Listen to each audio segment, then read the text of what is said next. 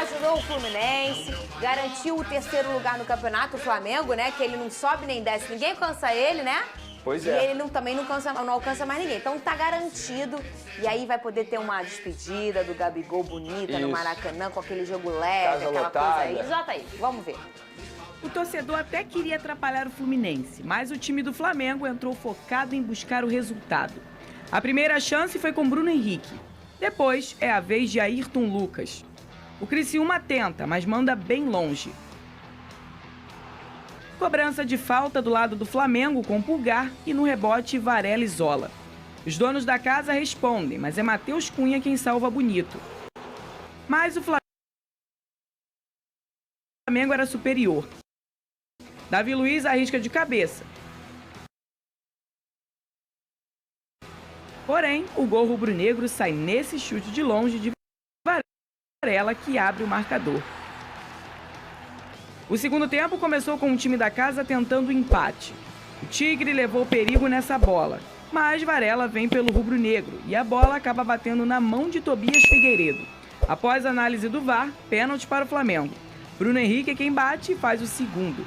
Cobrança de falta pelo Criciúma e a bola passa perto, mas nada de gol.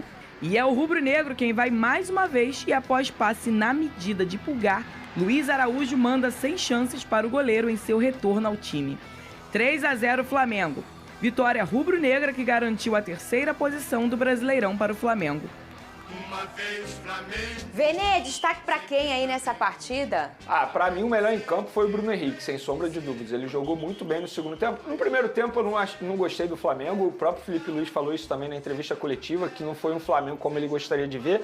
De fato, no primeiro tempo parecia que o Flamengo estava jogando um amistoso, embora fosse de fato um amistoso, um jogo apenas para cumprir tabela. O Criciúma, embora estivesse dando a vida em campo, mas mostrou por que está brigando para ser rebaixado e que deve ser rebaixado, porque é um time, tecnicamente falando, muito fraco, não soube aproveitar as oportunidades que teve no primeiro tempo. No segundo tempo, com as mexidas do Felipe Luiz, o Flamengo melhorou e aí foi para cima e conseguiu concluir bem a partida, conseguindo a vitória por 3-0.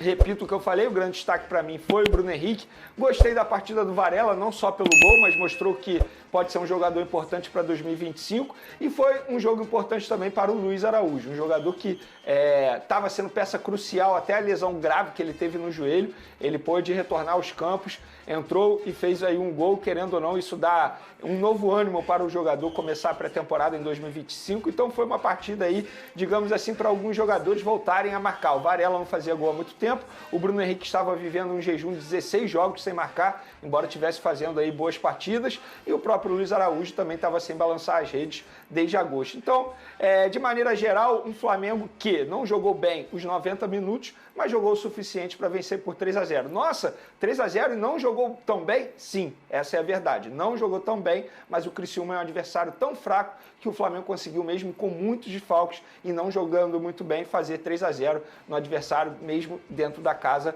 do time do Criciúma. Mais de 10 desfalques aí, ô Lucas Pedrosa.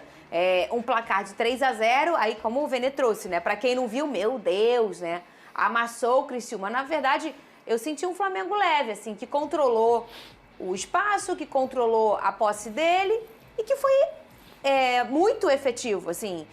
Não ia... Às vezes o torcedor fica esperando um show, mas se você pensar o nível de desfalques que você tem numa competição que você só quer garantir mais um lugar, olha, na minha opinião, foi um jogo espetacular para o Flamengo, porque não foi uma atuação espetacular, mas foi efetivamente espetacular. E se você parar para pensar, é isso que importa no futebol. Daqui a 2 anos, quando a gente olhar lá, 3-0, veja como foi.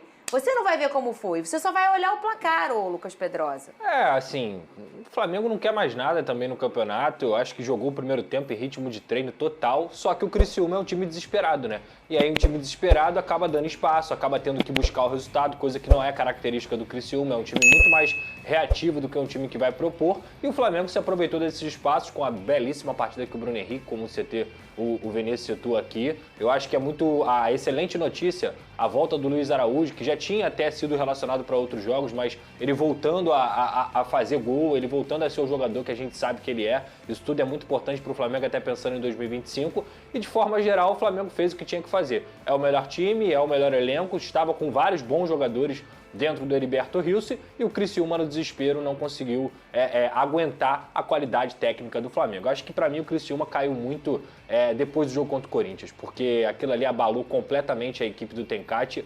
2-0 em casa, você tomar de 4-2 com erros individuais, aí já vai para esse jogo desmoronado, e acho que, no final das contas, a gente vai ver aí Criciúma e Red Bull Bragantino rebaixados. Só um ponto sobre o Flamengo tinha esperança de terminar em segundo para bater uma meta orçamentária prevista no começo da temporada. Não vai conseguir, porque o Palmeiras venceu, ou seja, o Flamengo não pode bater essa meta orçamentária, e aí eu quero ver se a atual gestão vai bater no peito e mencionar isso também nas redes sociais, já que eles utilizam muito as redes sociais para fazer uma pré-campanha, pensando na eleição do dia 9, dizendo que nos últimos 6 anos ganhou 4 estaduais, e daí? Isso é muito pouco para a história do Flamengo. Mas, mais uma vez, o Flamengo não consegue bater uma meta orçamentária. Isso é feio, já que previa terminar pelo menos em segundo e não vai conseguir no Campeonato Brasileiro.